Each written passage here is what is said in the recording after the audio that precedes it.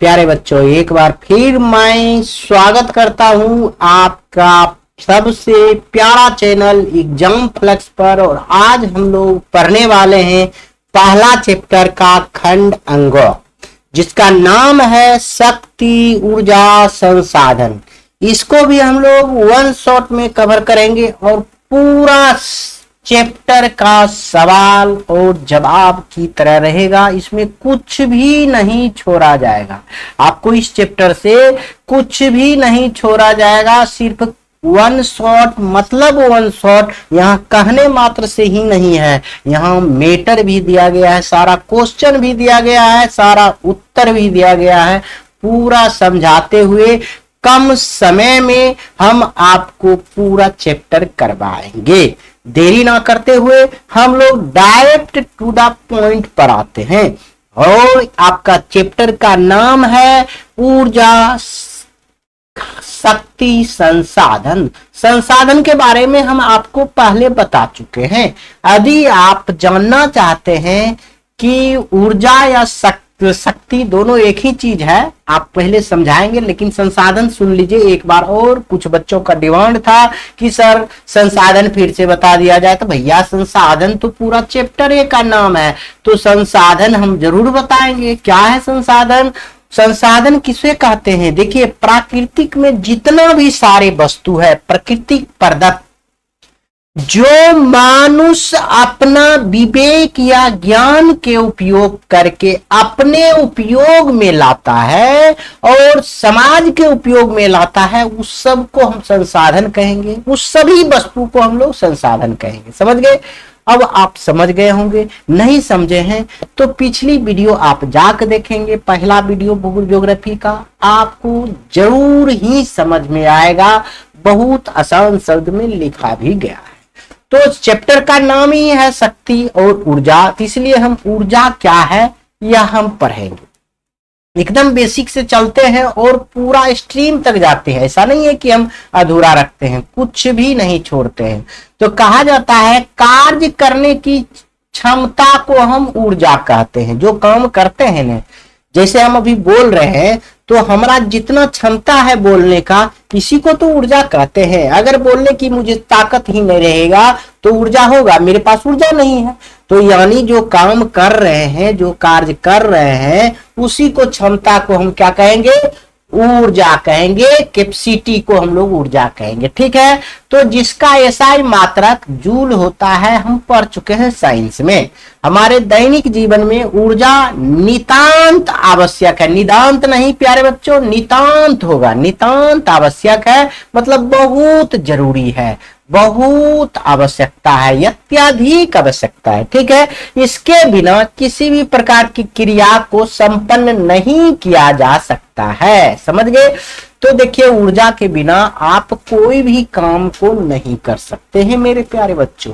अगर आपके पास ऊर्जा है तभी आप स्कूल जा सकते हैं, पढ़ सकते हैं, बैठ सकते हैं, व्यायाम कर सकते हैं। समझ गए?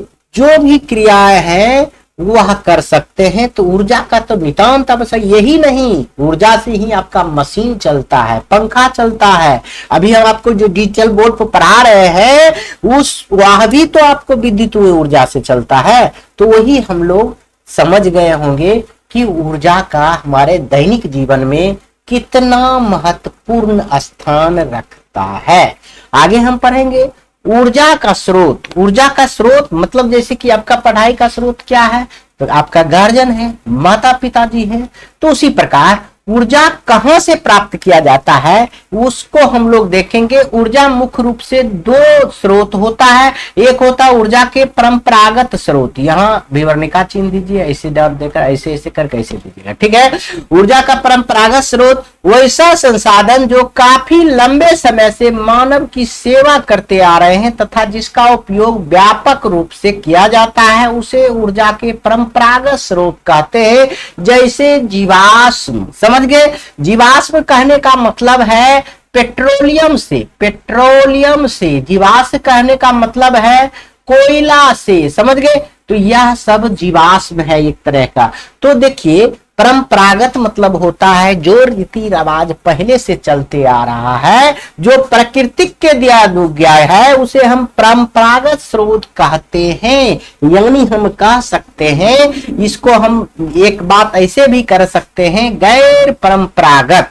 हम बताए थे गैर परंपरागत ऊर्जा, उसी प्रकार से या कह सकते हैं अनवीकरणीय ऊर्जा। अनवीकरणीय ऊर्जा समझ गए, या का दूसरा नाम हम कह सकते हैं ऊर्जा का परंपरागत स्रोत। या तो आपको प्राकृतिक द्वारा परंपरागत स्रोत से प्राप्त है, या तो देखिए जैसे यहाँ लिखा हुआ है आपका परंपरागत स्रोत में आपका लिखा हुआ है ईंधन, कोयला, पेट्रोलियम, प्राकृतिक गैस, जल विद्युत, परमाणु ऊर्जा इत्यादि। समझ गए होंगे। अब ऊर्जा का गैर परंपरागत स्रोत अगर बात करें, गैर परंपरागत की बात करें तो हम यहाँ विवरणिका चिन्ह दे देंगे। तो संसाधन, ऊर्जा गैर परंपरागत संसाधन यहां दे देंगे, ठीक है। तो हम लिखेंगे वैसा संसाधन जिसका पूर्ण निर्माण किया जा सके तथा उपयोग बार बार किया जा सके, परंतु इसका व्यापक उपयोग नहीं किया जाता है, जैसे सौर ऊर्जा, पवन ऊर्जा, नाभिकीय ऊर्जा, तरंग ऊर्जा, बायोगैस। समझिए आपको यह जो है एक तरह का नवीकरणीय ऊर्जा जो बताए थे, नवीकरणीय ऊर्जा, उसी का यह रूप है ऊर्जा का गैर परंपरागत संसाधन। तो वैसे संसाधन जिसका उपयोग मैं बार बार कर सके, जैसे सौर ऊर्जा का उपयोग में बार बार कर सकते हैं, जल विद्युत का उत्पादन हम बार बार कर सकते हैं, बायोगैस, गोबर गैस को हम बार बार उपयोग कर सकते हैं, लेकिन इसका उपयोग व्यापक रूप में लोग नहीं कर रहा है। समझ गए, इसलिए यह उसको कम किया जाता है, जो कि दिक्कत है। सब लोग गैर परंपरागत स्रोत पर निर्भर करता है, जो कि गलत है। ये सीमित संसाधन है, इसको बचाना चाहिए। आगे हम पढ़ेंगे। समझ गए, इतना बात समझ गए तो आगे हम सबसे पहले पढ़ेंगे परंपरागत स्रोत का एक उदाहरण, कोयला। कोयला क्या है, यानी अनवीकरणीय संसाधन कह सकते हैं। अनवीकरणीय संसाधन कह सकते हैं, इसको कह सकते हैं परंपरागत स्रोत भी कह सकते हैं। समझ गए, यह जीवाश्म भी कह सकते हैं इसको। इसके बारे में हम लोग पढ़ेंगे, कोयला के विस्तार जानकारी हम लोग पढ़ेंगे। समझ गए, कोयला का भंडार कहाँ कहाँ है, कहाँ कहाँ पाया जाता है, सब पढ़ेंगे एकदम इंपॉर्टेंट दृष्टिकोण से। देखिए, भूगर्भिक दृष्टि से भारत के समस्त कोयला भंडार दो मुख्य भागों में बांटा गया। भारत में जितना कोयला का भंडार है ना, उसको मात्र भूगर्भिक मतलब भूमि के गर्भ में पैदा होता है। कोयला कहाँ, यह जो कोयला देख रहे हैं कहाँ मिलता है, भूमि के अंदर से निकाला जाता है, भूपरपट्टी के नीचे से निकाला जाता है, क्योंकि यह खनिज कहलाता है। खनिज किसे कहते हैं, जो भूमि परोपट्टी से यानी भूमि के खोद कर खदान से निकाला जाता है, उसे खनिज कहते हैं। पिछला चैप्टर पढ़े हैं। उसी से यह दो भागों में भारत को में बांटा गया है, एक गोंडवाना लैंड समूह और एक टर्शियरी समूह। तो समझ रहे हैं, इस समूह, देखिए गोंडवाना समूह के बारे में आप लोग याद करेंगे। इस समूह में भारत के 96% कोयले का भंडार है। कौन समूह में, गोंडवाना समूह में। गोंडवाना ही समूह एक ऐसा है जहां पर सबसे ज्यादा कोयला का भंडार है, तथा गोंडवाना समूह से कुल उत्पादन का 99% भाग प्राप्त होता है। यहाँ के कोयले का निर्माण लगभग 20 करोड़ वर्ष पूर्व हुआ था। अब कोयले का निर्माण कितना वर्ष पहले हुआ था गोंडवाना समूह में, तो 20 करोड़ वर्ष पूर्व हुआ था। समझिए मेरे प्यारे बच्चों, लोग तो जीता है 150 वर्ष, 70 वर्ष, लेकिन यहाँ 20 करोड़ वर्ष पहले कोयला का निर्माण जल्दी संभव है, नहीं संभव है। समझिए कितना पुराना है। और यहाँ लिखा हुआ है हाईलाइट करके, गोंडवाना कोयला क्षेत्र मुख्यतः 4 नदी घाटियों में पाया जाता है। याद रखेंगे, गोंडवाना समूह जो है मुख्यतः 4 नदी घाटी में पाया जाता है। यह कोयला याद रखेंगे, दामोदर घाटी, सोन घाटी, महानदी घाटी और बरघा गोदावरी घाटी। यह आपको एग्जाम के दृष्टिकोण से इंपॉर्टेंट है, यानी महत्वपूर्ण है। ठीक है, आगे हम देखेंगे टर्सरी समूह। गोंडवाना समूह के बाद टर्सरी समूह के कोयले का निर्माण हुआ है। यह 5.5 करोड़ वर्ष पुराना है। यह देखिए, यह गोंडवाना समूह जो है कितना वर्ष पुराना है? 20 करोड़ वर्ष। ये मात्र 5.5 करोड़ वर्ष पुराना है, यानी नया ही है उससे, समझ लीजिए। टर्सरी कोयला मुख्यतः असम, अरुणाचल प्रदेश, मेघालय और नागालैंड में पाया जाता है। इतना बात आप याद रखेंगे। या समझिए टर्सरी समूह में पूर्वोत्तर राज्य में पाया जाता है, जबकि गोंडवाना समूह आपका उत्तर बिहार सब में पाया जाएगा। उत्तर बिहार यानी झारखंड, मध्य प्रदेश, उड़ीसा और क्या पश्चिम बंगाल, छत्तीसगढ़, यह सब में पाया जाता है। ठीक है, उसी सब का यह नदिया का नाम है। तो सोन नदी तो अपना बिहार में भी है, समझ गए। आगे आइए, और कह रहा है कि पुराना कार्बन की मात्रा के आधार पर कोयला मुख्यतः 4 प्रकार के होते हैं। अब कोयले के वर्गीकरण हम लोग कर लेते हैं, कार्बन की मात्रा के आधार पर कोयला को 4 मुख्य भागों में बांटा गया है। यह बात आप समझिए, यह पुराना नया कहने की बात कुछ नहीं है, ऐसे लिखा गया है, इसके लिए आप ध्यान नहीं देंगे।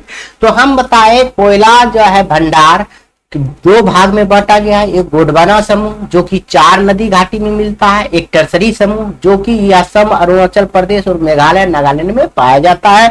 यह जो है 5.5 करोड़ वर्ष पुराना है, यह जो है 20 करोड़ वर्ष पुराना है, समझ गए। इतना बात याद रखेंगे। यह सबसे 4 कोयला का प्रकार, कहेगा कोयला कितना प्रकार का होता है, तो 4 प्रकार का होता है, वह आप याद रखेंगे। पहला कोयला का नाम होता है पीट। कार्बन के आधार पर इसको 4 भागों में कोयला को बांटा गया है। कार्बन जिस कोयला में जितना ज्यादा उतना का कोयला बढ़िया, जो धुआं कम दे। देखिए ना, हम बताते हैं वो पीट कोयला यह सबसे घटिया किस्म का कोयला होता है। घटिया मतलब खराब, घटिया मतलब क्या होता है? खराब। घटिया मतलब होता है एकदम खराब। नहीं कहता है, आप लोग कहते होंगे अरे तू घटिया आदमी है, यानी खराब आदमी है, समझ गए। घटिया किस्म का कोयला होता है। इसमें कार्बन की मात्रा 30% से भी कम पाया जाता है। देखिए घटिया कोयला क्यों है? क्योंकि कार्बन की मात्रा कम है और इसे जलाने पर ज्यादा धुआं निकलता है। यह प्रायः दलदली क्षेत्रों में पाया जाता है। इतना बात याद रख सकते हैं बहुत ही आसानी से, समझ गए। यह पीट कोयला घटिया क्यों है? क्योंकि इसको जलाइएगा तो धुआं ज्यादा होगा, तो घटिया कोयला ही कहेंगे, समझ गए। धुआं ज्यादा देगा तो कार्बन डाइऑक्साइड फैलेगा रे, तो देखिए घटिया कोयला हो गया। और कार्बन की मात्रा कम है तो धुआं देवे करेगा, कार्बन की मात्रा अधिक है तो धुआं कम देगा। तो देखिए अब लिग्नाइट कोयला एक होता है, इसको भी पढ़िए। इसे भूरा कोयला भी कहा जाता है। पूछेगा लिग्नाइट कोयला का दूसरा नाम, लिंगराइट का कोयला का दूसरा नाम क्या है? तो भूरा कोयला है, याद रखेंगे। यह निम्न कोटि का कोयला माना जाता है। ये घटिया नहीं, उससे थोड़ा सा बढ़िया कोयला माना जाता है, नीचे क्वालिटी का। इसमें 30 से 70% कार्बन की मात्रा पाया जाता है। यह कम उष्मा तथा अधिक धुआं देता है। उष्मा कम देता है लेकिन धुआं अधिक देता है, जो तमिलनाडु के नवेली क्षेत्र में पाया जाता है। यह कहाँ पाया जाता है? दलदली क्षेत्र में पाया जाता है। यह तमिलनाडु के नवेली क्षेत्र में पाया जाता है। लिग्नाइट याद रखेंगे। यह भी एक तरह का उच्च कोटि का नहीं है, निम्न कोटि का है, ठीक है। बिटुमिनस कोयला, देखिए इसे मुलायम कोयला भी कहा जाता है। बिटुमिनस कोयला का दूसरा नाम क्या है? मुलायम कोयला भी कहा जाता है। इसमें कार्बन की मात्रा 70 से 90% तक पाई जाती है। इसका उपयोग खाना बनाने में किया जाता है। यह भारत में सर्वाधिक पाया जाता है। यह दूसरा उत्तम किस्म का कोयला है। यह देखिए उत्तम किस्म का कोयला नहीं है, यह 2 नंबर वाली कोयला है। 1 नंबर वाला अब बताएंगे, चौथा नंबर जो है ना 1 नंबर वाली कोयला होगा। इसमें देखिए इस दोनों से कार्बन की मात्रा ज्यादा है कि नहीं है? ये है। और यह आप जो आमतौर पर देखेंगे तो बिटुमिनस कोयला ही लोग घर में यूज करता है, बहुत इस्त्री करने के लिए यूज होता है, होटल में करता है, बहुत सा जगह मिलेगा। यह प्रायः पाया जाता है, समझ गए। इतना बात याद रखेंगे। और अंतिम कोयला जो है एंथ्रासाइड, यह सबसे उत्तम कोटि का कोयला होता है। इसमें कार्बन की मात्रा 90% से ऊपर होता है। यह 90% से ऊपर होता है। इसे कोकिंग कोयला भी कहा जाता है। कोकिंग कोयला भी कहा जाता है, याद रखिएगा। एंथ्रासाइड कोयला को कोकिंग कोयला भी कहा जाता है। इसे जलाने पर धुआं ना के बराबर निकलता है और जम्मू कश्मीर के क्षेत्रों में यह पाया जाता है। मेरे प्यारे बच्चों, क्या यह इसमें कोई भाई लग रहा है? भूगोल आपका सबसे आसान सब्जेक्ट है और बेहतरीन सब्जेक्ट है, जो कि जीवन में आपको अव्वल लाने का यह काम करेगा। आपको मैट्रिक छोड़िए, आपको जीवन में सफलता लाना है तो भूगोल यानी आर्ट में जो होता है इतिहास, भूगोल, ज्योग्राफी, जिसको आपको ज्योग्राफी ही कहते हैं भूगोल को, सिविक्स, पॉलिटी और आपदा प्रबंधन, इस सब पर आप ध्यान दीजिए मेरे प्यारे बच्चों, नहीं तो आपका भविष्य में दिक्कत हो सकता है। समझ गए? यहां से आपका आगे जहां भी परीक्षा देंगे कोई भी नौकरी में इससे सवाल बनेगा। समझ गए? कोयला का उपयोग को लिखें तो यह तो आम बात है, कोई पढ़ने का चीज है, कोई भारी बात नहीं है। समझ गए? तो कहेंगे यह एक प्रकार का अनवीकरणीय संसाधन है, बता चुके हैं, क्योंकि इसका दोबारा उपयोग नहीं किया जा सके उसे अनवीकरणीय संसाधन कहते हैं, जिसका दोबारा हम बना भी नहीं सकते हैं। समझ गए? इसलिए इसको, जिसका प्राप्ति जीवाश्म से होता है, यह सब अवसादी चट्टान से भी प्राप्त होता है। कोयला के उत्पादन में विश्व में पहला स्थान चीन का है, जबकि भारत का झारखंड, छत्तीसगढ़, उड़ीसा राज्य अग्रणी है। भारत का सबसे एक नंबर में राज्य कौन है? झारखंड है, याद रखेंगे।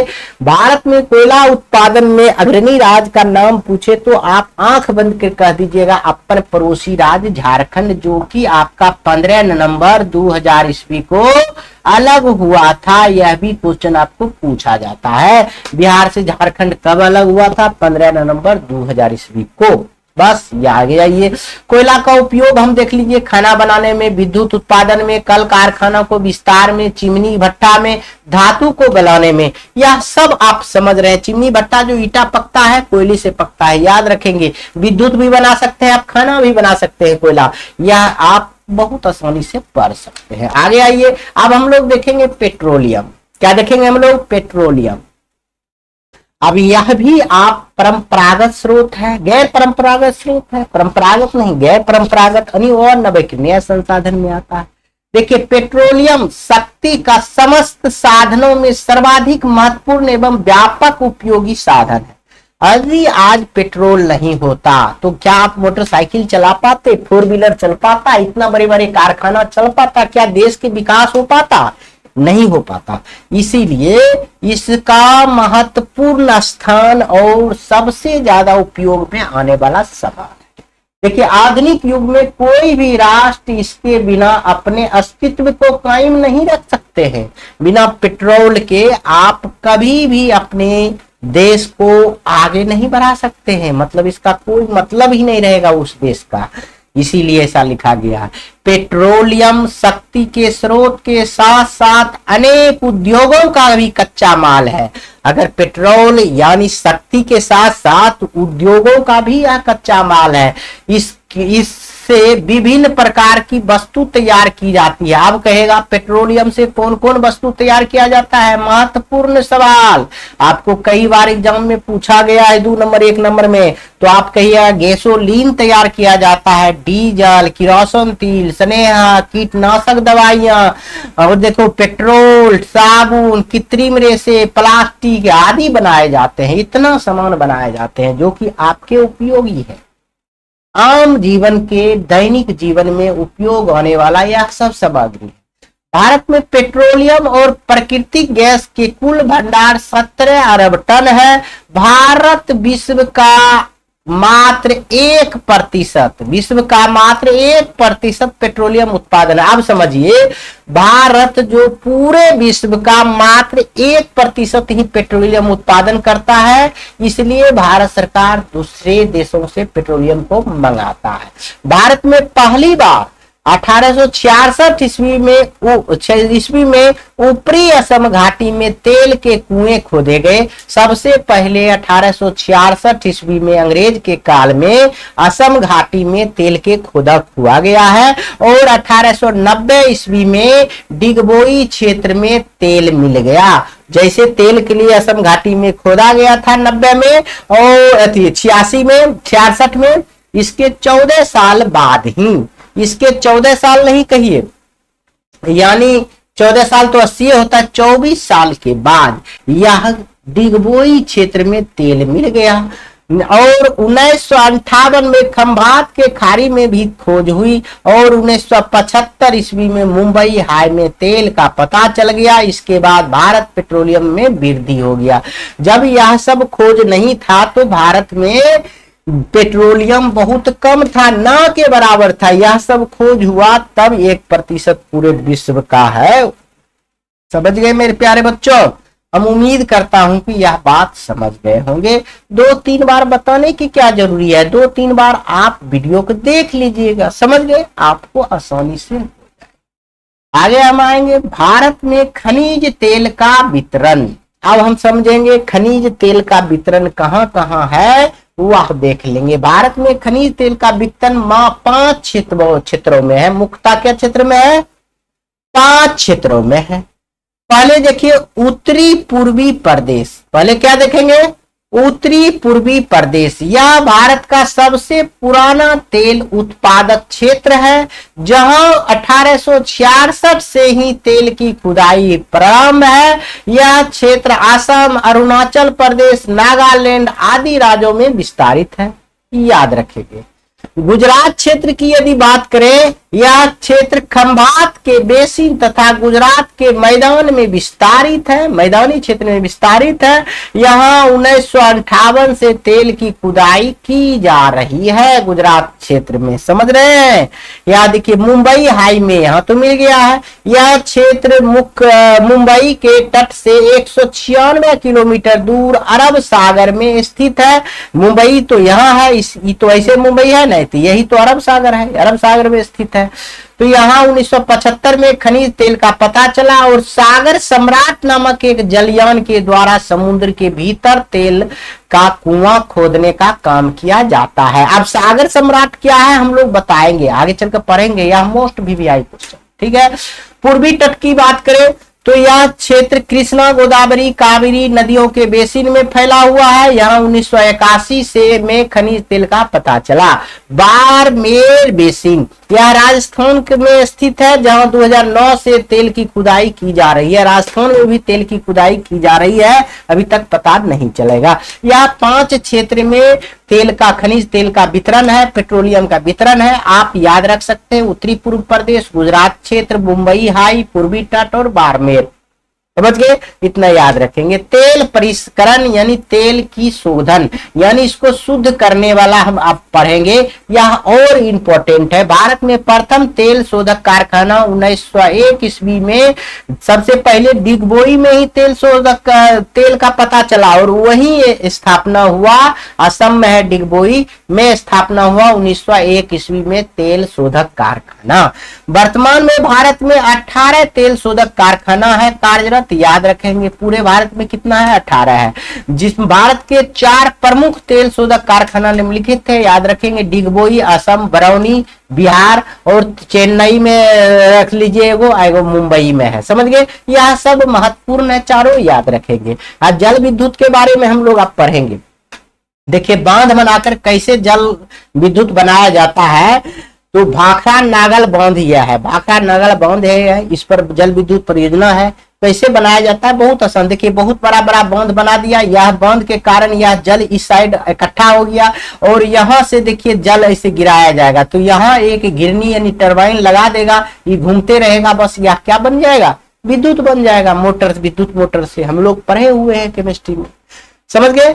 तो फिजिक्स में पढ़े हैं मेरे प्यारे बच्चों, फिजिक्स में, केमिस्ट्री में नहीं, सॉरी प्यारे बच्चों, ठीक है।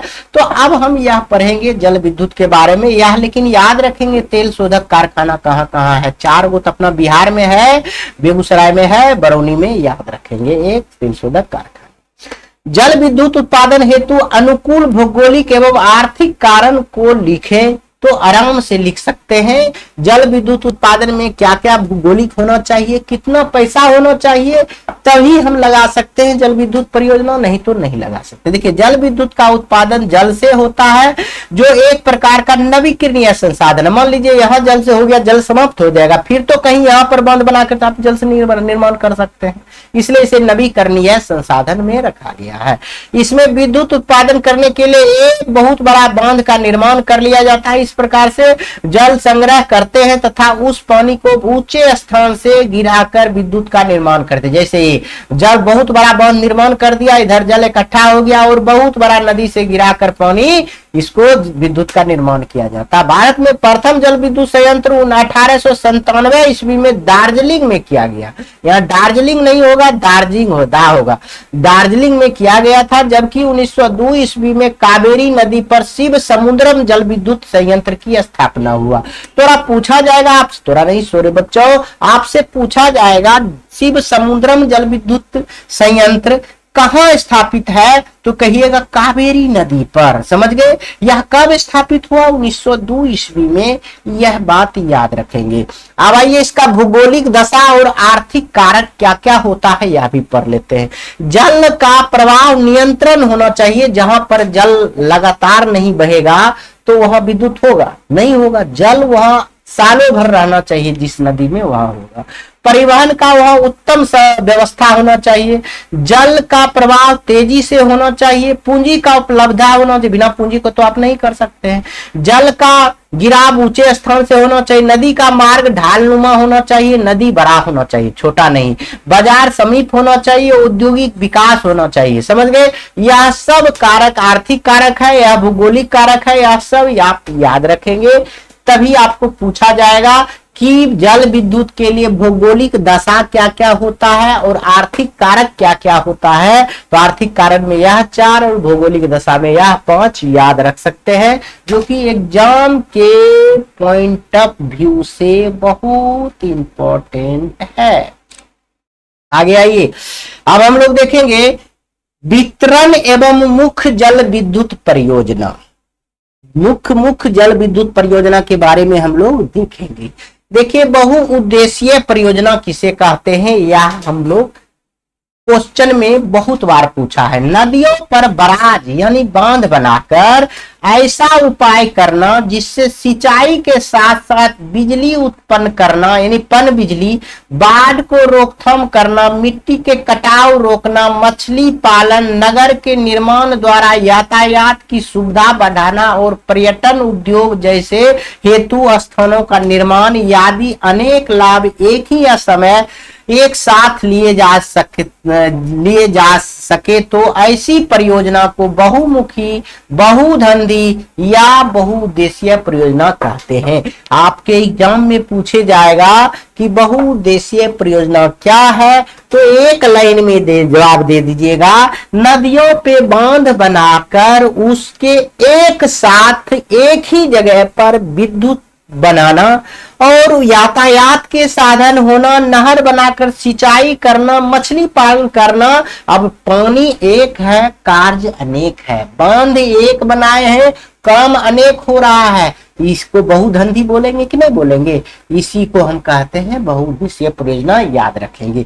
भारत की प्रमुख नदियां घाटी परियोजना इस प्रकार है। अब नदी घाटी परियोजना आप याद रखेंगे। पहला याद रखेंगे भाखड़ा नांगल परियोजना, बहुत इंपॉर्टेंट है। सतलज नदी पर है यह परियोजना। कहाँ है? सतलज नदी, जिसकी ऊंचाई 225 मीटर है। यह कितना मीटर ऊंचा बांध है? 225 मीटर ऊंचा है। यह भारत का सबसे बड़ी परियोजना है, जहां 4 शक्ति गृह बनाए गए हैं। वहां भाखड़ा नांगल परियोजना में सतलज नदी पर कितना बनाया गया है? 4 बनाए गए हैं। यहां से 7 लाख किलोवाट विद्युत का उत्पादन कर पंजाब, हरियाणा, दिल्ली, उत्तराखंड, उत्तर प्रदेश, हिमाचल प्रदेश, राजस्थान एवं जम्मू कश्मीर राज्यों के कृषि एवं उद्योग में क्रांति का परिवर्तन ला दिया है। यह परियोजना आपके कितना राज्यों को फायदा दे रहा है देख रहे हैं? उत्तर प्रदेश, दिल्ली, हरियाणा, पंजाब, हिमाचल प्रदेश, राजस्थान, जम्मू कश्मीर, यह सब राज्य को, यानी पूरे ऊपर वाला जितना भी राज्य है, यह सब राज्य को आपको फायदा दे रहा है। ठीक है। दामोदर घाटी परियोजना दूसरा पढ़ लीजिए। यह परियोजना दामोदर नदी के भयंकर बाढ़ से झारखंड एवं पश्चिम बंगाल को बचाने के साथ साथ तिलैया, मेथन, कोनार और पंचेत पहाड़ी से में बांध बनाकर 1300 मेगावाट जल विद्युत उत्पन्न करने में सहायक है। इसका लाभ बिहार, झारखंड एवं पश्चिम बंगाल को मिलता है।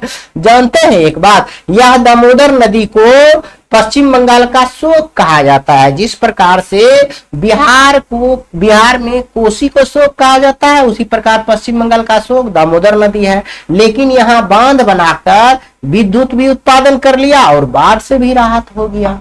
कौन कौन राज्य का राहत हुआ? पश्चिम बंगाल और राजस्थान झारखंड को। अब आइए कोसी परियोजना, इंपॉर्टेंट परियोजना, अपना बिहार का परियोजना है, याद रखेंगे।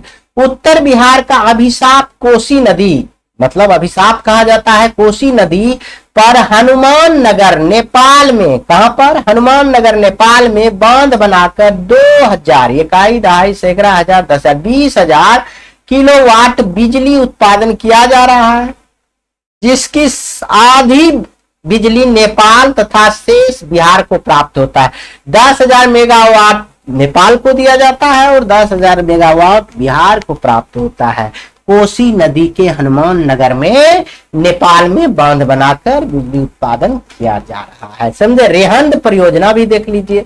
सोन की सहायक नदी रिहंद पर उत्तर प्रदेश में 934 मीटर लंबा बांध और कृत्रिम झील गोविंद बल्लभ पंत सागर का निर्माण कर बिजली उत्पादित की जाती है। इस योजना के अंतर्गत 30 लाख किलोवाट विद्युत उत्पादन की क्षमता है रिहंद नदी पर, याद रखेंगे आप लोग। हीराकुंड परियोजना भी देख लीजिए। महानदी पर उड़ीसा में, हीराकुंड कहाँ है, उड़ीसा में, महानदी पर उड़ीसा में विश्व का सबसे लंबा बांध, देखिए ऊंचा बांध तो आपको 1 नंबर वाला है, यह ऊंचा बांध है। ऊंचा मतलब समझ रहे हैं, ऐसे, लंबा मतलब ऐसे, समझ रहे हैं। विश्व के सबसे लंबा बांध ये है, 225 मीटर ऊंचा, और यह लंबा के बात करें तो यह है हीराकुंड, यानी 4801 मीटर बनाकर 2.7 लाख मेगावाट विद्युत बिजली उत्पादन किया जाता है। और उड़ीसा के आसपास क्षेत्रों में कृषि एवं उद्योग में इसका उपयोग किया जाता है।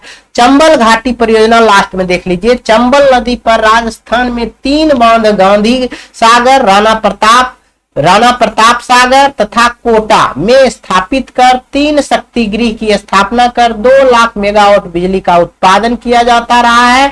इससे राजस्थान एवं मध्य प्रदेश को लाभ होता है। चंबल घाटी परियोजना भी बहुत सुंदर परियोजना है, आप लोग याद रखेंगे।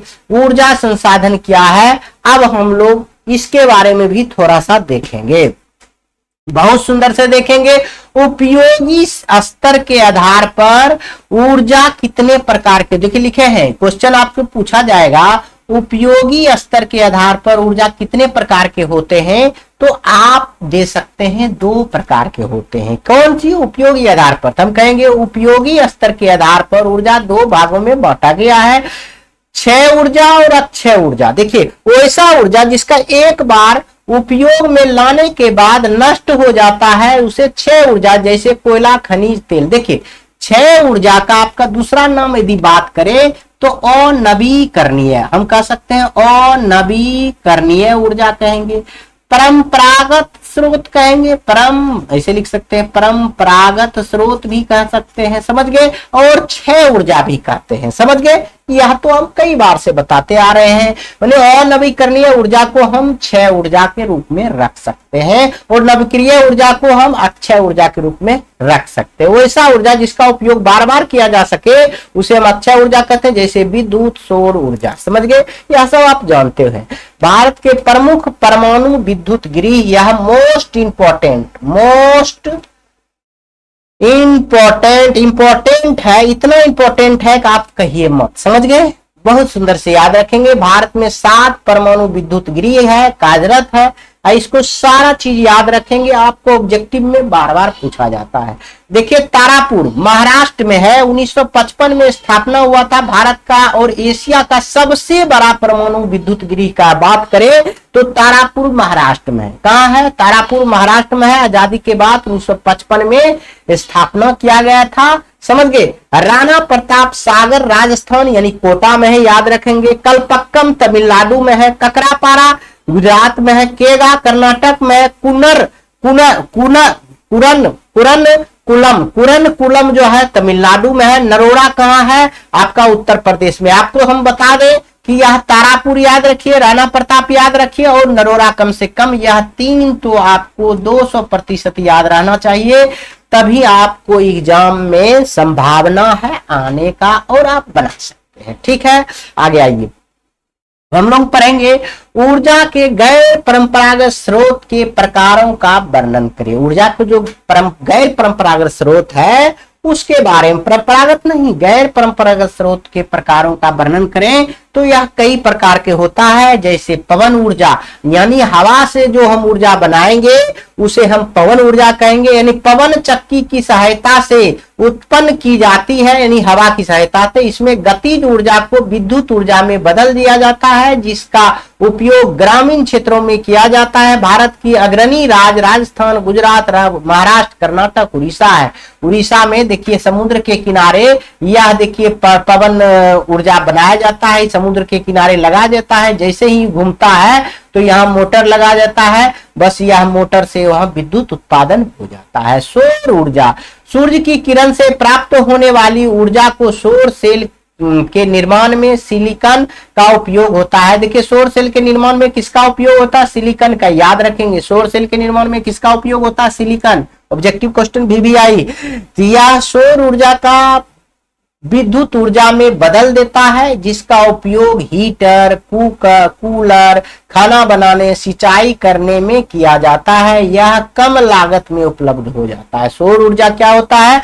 कम लागत में उपलब्ध हो जाता है, याद रखेंगे। बायोगैस, यह सब गैर परंपरागत स्रोत है, याद रखेंगे, यानी नवीकरणीय संसाधन है, यानी अक्षय ऊर्जा है। हम तीनों चीज बोल देते हैं। ऊर्जा का वह रूप जिसका निर्माण जीव जंतुओं के गोबर, मल मूत्र, कूड़ा करकट, सड़े गले वनस्पति से तैयार की जाती है। इसमें मुख्य रूप से मीथेन गैस पाया जाता है, इतना याद रखेंगे। और बायोगैस हम आपको बना के साइंस में बताए गए हैं। साइंस हम जितना भी पढ़ा है, बहुत बड़ा बड़ा क्लास लिए हैं, 2-3 क्लास लिए हैं, और वन शॉट भी लाएंगे तो वह पूरा डिटेल्स में बताए हैं, क्योंकि साइंस ही बच्चा का देखने में देखिएगा कोचिंग खुलता है, उसको हम दोबारा तिबारा बताए हैं। साइंस अगर नहीं देखे हैं तो प्ले लिस्ट में वीडियो अवेलेबल है, आप जाकर देख लीजिए, फ्री ऑफ कॉस्ट, कोई ऐप, कोई पैसा देने की जरूरी नहीं है आपको, समझ गए। आप जानिए भूतापीय ऊर्जा, पृथ्वी के भूगर्भ से प्राप्त ऊर्जा भूतापीय ऊर्जा कहलाता है। इसमें ज्वालामुखी क्रिया के दौरान लावा, राख, मैग्मा बाहर निकलता है तो विशाल मात्रा में ऊर्जा मुक्त होता है। पृथ्वी से अंदर से जो आग निकलती है उसी को हम ज्वालामुखी कहते हैं, वो ऊर्जा के रूप में प्रयोग होता है। अब ज्वारीय ऊर्जा, देखिए समुद्र में ज्वार से खंभात की खाड़ी से प्राप्त होता है उत्पन्न ऊर्जा को ज्वारीय ऊर्जा का। देखो समुद्र में जो नहरें आती है ना, उसमें भी लोग टरबाइन घुमा दिया और वहां से भी विद्युत उत्पादन कर लिया। तो देखो यह गुजरात के कच्छ क्षेत्र और खंभात की खाड़ी से प्राप्त होता है। यह गुजरात में ज्वारीय ऊर्जा उत्पन्न की जाती है, इतना बात याद रखेंगे। अब हम याद रखेंगे ऊर्जा संरक्षण के उपाय क्या है, यानी ऊर्जा के बचाव के क्या उपाय है। ऊर्जा बचाना जरूरी है ना, क्योंकि यह बहुत जरूरी है ऊर्जा बचाना। हमारे जीवन में आगे बढ़ने के लिए ऊर्जा का स्थान महत्वपूर्ण है, बिना ऊर्जा के हम कुछ कर ही नहीं सकते हैं। तो कह सकते हैं ऊर्जा संरक्षण के प्रमुख उपाय निम्नलिखित है। ऊर्जा के गैर परंपरागत स्रोत का अधिक उपयोग करेंगे, यानी सौर ऊर्जा, यानी हम कह सकते हैं सौर ऊर्जा, पवन ऊर्जा, यानी जल ऊर्जा, यह सब को हम लोग प्रयोग करेंगे गैर परंपरागत स्रोत को, तब हमारा ऊर्जा बचा हुआ रहेगा। अगर परंपरागत स्रोत या अनवीकरणीय संसाधन का हम लोग यूज करते रहे तो वह तो समाप्त हो जाएगा, वह लाखों वर्ष के बाद बनता है, उसको दोबारा उपयोग भी नहीं, अनावश्यक उपयोग पर रोकथाम करेंगे। यानी जिसको देखते पेट्रोल बिना काम के फूकते रहता है, जो नया नया गाड़ी सीखता है ना, देखिएगा बिना काम के भुर भुर करते रहेगा भर दिना, तो इसका पर रोक लगाना चाहिए। सार्वजनिक परिवहन पर उपयोग कम करना चाहिए, मतलब सार्वजनिक परिवहन का उपयोग करना चाहिए। यानी देखिए सार्वजनिक मतलब जो जनता के लिए है, रेलगाड़ी का प्रयोग करें। आपको पैसा है तो क्या अपना 4 व्हीलर से जाइएगा तो कितना पेट्रोलियम खर्चा कर दीजिएगा, लेकिन रेलगाड़ी से अगर जाइएगा तो जितना सरकार को अभी ऊर्जा खपत हो रहा है उतने ही खपत होगा, आपके जाने से ज्यादा उसको खपत नहीं हो जाएगा, इसलिए वह पेट्रोलियम बचेगा। इसलिए कह रहा है सार्वजनिक परिवहन का प्रयोग करें, निजी वाहन का उपयोग कम करेंगे, वही बात हो गया। लोगों को शिक्षित करेंगे तो भी ऊर्जा का संरक्षण होगा, पढ़ा लिखा लोग तो ऊर्जा को बचाएगा ही। अब हम लोग पढ़ेंगे सागर साम्राज्य के बारे में। सागर साम्राज्य के बारे में हम आपको बताए थे कि यह महत्वपूर्ण सवाल होगा आपका, पूछा जाता है कि सागर सम्राट क्या है। यह हम बताए भी है, फिर से बताते हैं। यह एक प्रकार का जलयान होता है, यानी नाव होता है, जो मुंबई तट से, यही है सागर सम्राट, समझ गए। तो देखिए मुंबई तट से 176 किलोमीटर, जो मान लीजिए मुंबई है, यहां से यहां तक 176 किलोमीटर की दूरी पर उत्तर पश्चिम दिशा में स्थित है। यह जलयान पानी के भीतर कुआं को खोदकर तेल निकालने का काम करता है, जिसे सागर सम्राट कहा जाता है। यहां 80 करोड़ टन तेल का भंडार का अनुमान लगाया गया है, समझ गए। 80 करोड़ टन का तो तेल निकालने का काम करता है सागर सम्राट, इतना बात याद रखेंगे। गंगा सफाई योजना क्या है, यह आपका अंतिम सवाल होगा यह चैप्टर का। उसके बाद आपका चैप्टर पूरी तरह से समाप्त हो जाएगा। बहुत कम समय में आपका यह पूरा चैप्टर समाप्त हो जाएगा। कहा जाता है भारत सरकार के द्वारा 1985 ईस्वी में गंगा सफाई करने की एक योजना बनाया गया, जिसे गंगा सफाई योजना के नाम से जाना जाता है। आपको पूछेगा ना गंगा सफाई योजना क्या है, इतना भी लिख देते हैं तो चल जाएगा, लेकिन नया बात भी अपडेट कर दीजिए। देखिए गंगा में कितना गंदगी है, इसी सफाई के लिए 1985 में गंगा सफाई योजना लाया गया था। नरेंद्र मोदी ने 2014 में बना, इसने गंगा सफाई योजना का नाम बदलकर क्या लिख दिया, नमामि गंगे। देखिए नमामि गंगे रख दिया गया, बस याद रखेगा। 85 में लागू किया गया और 14 में नाम बदल कर नमामि गंगे कर दिया गया। इतना बात तो हर बच्चा को याद रहना चाहिए, नया है, करंट अफेयर का सवाल है, समझ गए। इसी के साथ यह पूरा चैप्टर आपका समाप्त होता है। मैं वीडियो भी समाप्त करता हूं और मिलते हैं अगले वीडियो में। जय हिंद।